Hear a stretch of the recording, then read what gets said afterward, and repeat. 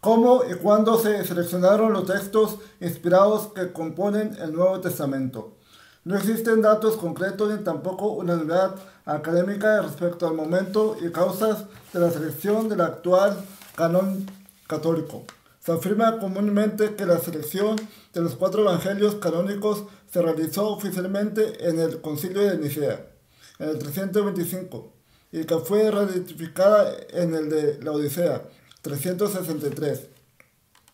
Aunque el canon de todos los libros del Nuevo Testamento no fue ratificado de forma oficial y dogmática hasta el Concilio de Trento, 1545-1563, época en que la Reforma Protestante ya tenía su propia Biblia bajo un canon distinto.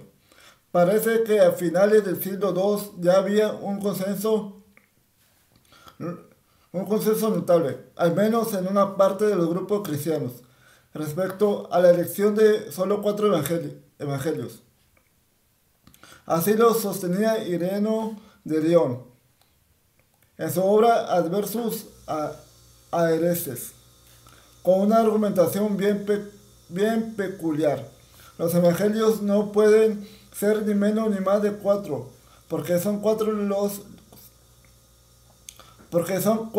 las regiones del mundo en que habitamos, y 4 los principales vientos de la tierra. Y la iglesia ha sido diseminada sobre toda la tierra, y columna y fundamento de la iglesia. 1 Timoteo 3:15. Son el evangelio y el espíritu de vida, por ello 4 son las columnas en las cuales se funda lo incorruptible, que dan vida a los hombres. Porque como el artista de todas las cosas es el verbo que se sienta sobre los querubines. Salmos 80, 79, 2. Y contiene en sí todas las cosas. Sabiduría 1:7. Nos ha dado a nosotros un evangelio en 4 formas, compenetrado de un solo espíritu. Los querubines, en efecto, se han manifestado bajo 4 aspectos que son imágenes de la actividad del Hijo de Dios. Apocalipsis 4:7. Los evangelios, pues, concuerdan con estos símbolos, sobre los cuales Cristo descansa. A pesar de este consenso que recoge San Ireneo, la lucha entre las diferentes sectas cristianas por imponer una ortodoxia fue larga y dura, prolongándose en los siglos 4 al 7. En ese tiempo intentaron ganarse un lugar al sol evangelios apócrifos que ya existían, la mayoría de ellos escritos con posterioridad al año 150 después de Cristo, y otros producto de alteraciones notables o redactores ex novo para la ocasión. La práctica totalidad de ellos son fuentes secundarias, que vivieron de alguna versión de los evangelios canónicos actuales, con historias demasiado imaginativas y de escaso o nulo valor histórico. Tal como es sabido, los apócrifos perdieron el pulso y dejaron de usarse en las comunidades cristianas.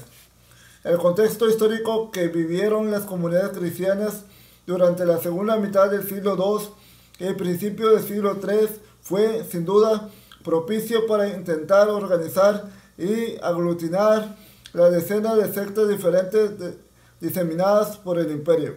Hasta ese momento, los cristianos compartían escenarios religiosos con los judíos para aprovechar su estatus legal, que les permitía reunirse sin limitaciones y disfrutar de otros privilegios.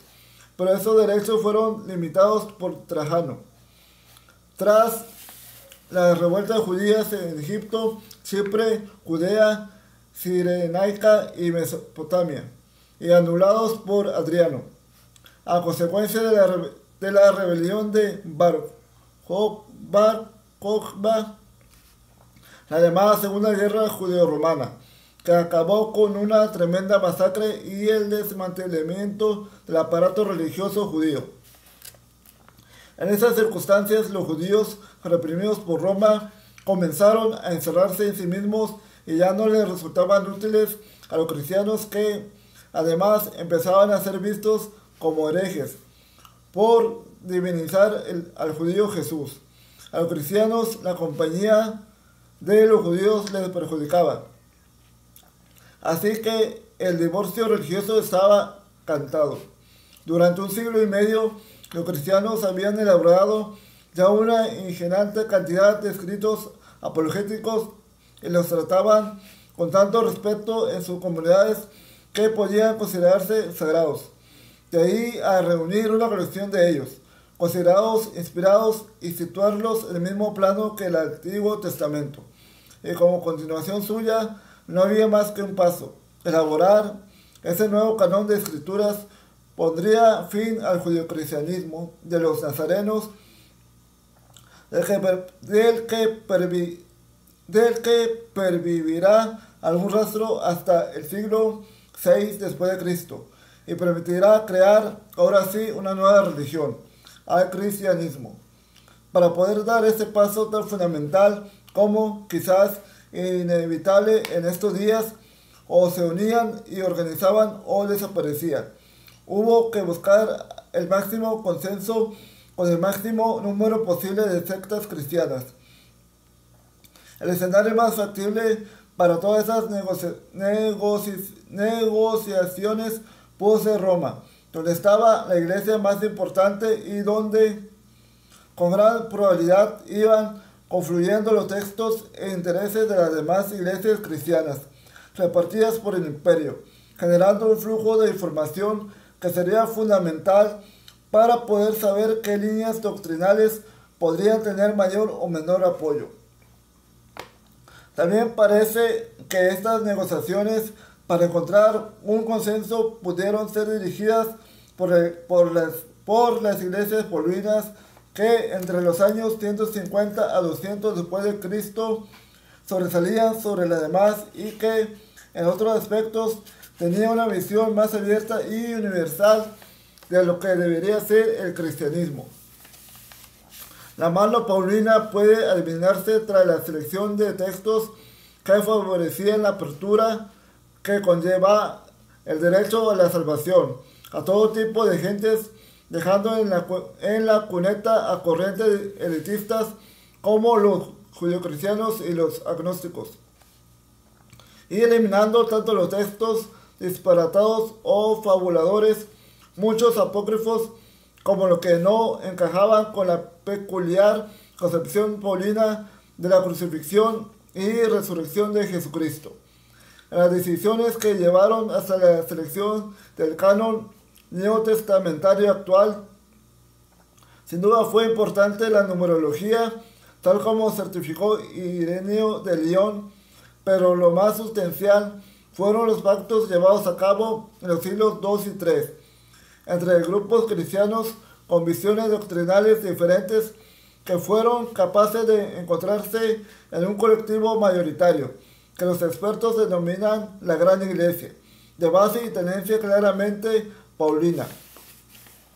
Los evangelios fueron cuatro por representar los 4 puntos cardinales, es decir, a toda la humanidad descendiente de Adán, y además por referirse al segundo Adán, Jesucristo, que debía sacralizarse como representante de la humanidad.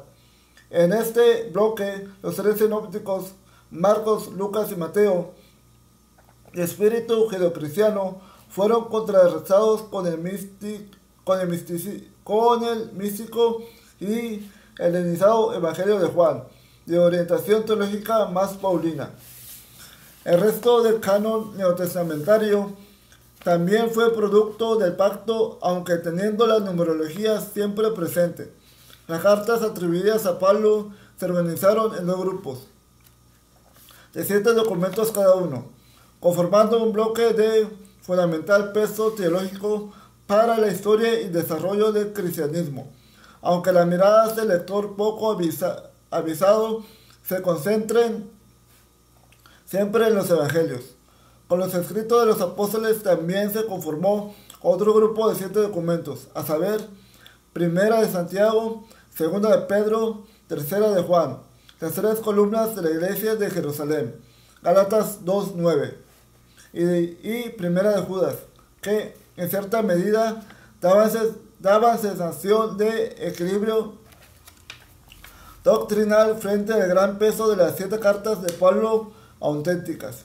Aunque hubo una discusión de muchos años para elegir un Apocalipsis de entre todos los existentes, finalmente se escogió el actual, atribuido a Juan.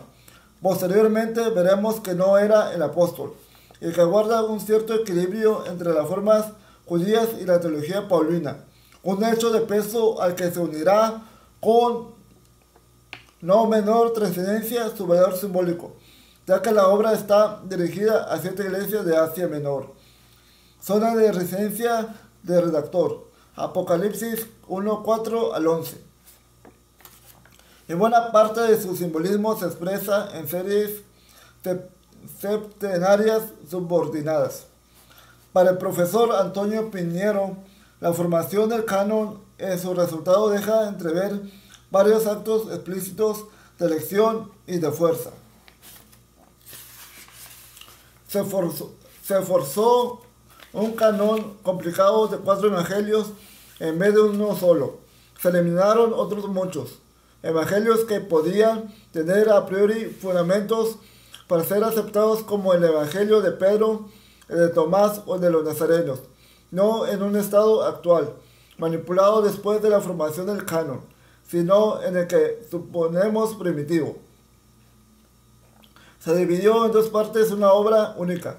Evangelio de Lucas y Hechos de los Apóstoles quedaron barridos todos los escritos del latente claramente agnóstico.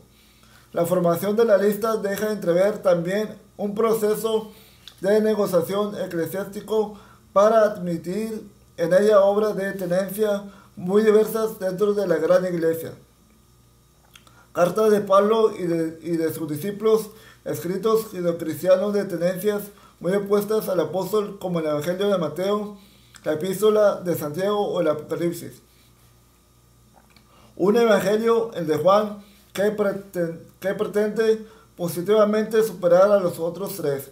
Fue, por tanto, una obra de consenso y una aceptación explícita de la pluralidad dentro de la gran iglesia. Además, se intentó con el canon un cierto equilibrio entre las herencias.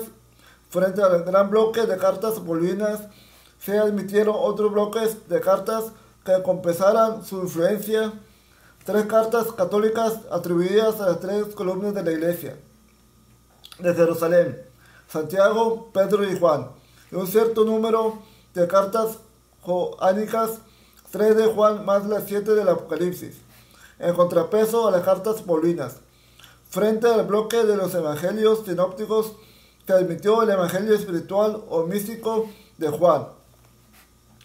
Para la eterna credulidad de la Grey, sin embargo, la elección de los evangelios corrió por otros derroteros. Según fue tradición, el modus operandi para distinguir los textos verdaderos de los falsos fue de la elección milagrosa. Así se han conservado al menos cuatro versiones para justificar la elección de los 4 evangelios. 1. Después de que los obispos rezaran mucho, los 4 textos volaron por sí solos hasta posarse sobre un altar. 2. Se colocaron todos los evangelios en competición sobre el altar y los apócrifos cayeron al suelo, mientras que los canónicos no se movieron. 3. Elegidos, los 4 se pusieron sobre el altar y se conminó a Dios a que si había una sola palabra falsa en ellos, cayesen en el suelo, cosa que no sucedió con ninguno. Y 4. Penetró en el recinto de Nicea el Espíritu Santo en forma de paloma, y posándose en el hombro de cada obispo, le susurró que evangelios eran los auténticos y cuáles los apócrifos. Esta tradición evidenciaría además que una parte notable de los obispos presentes en el concilio eran sordos o descreídos, puesto que hubo una tremenda oposición a las decisiones de orden doctrinal que, por votación, se tomaron en ese concilio.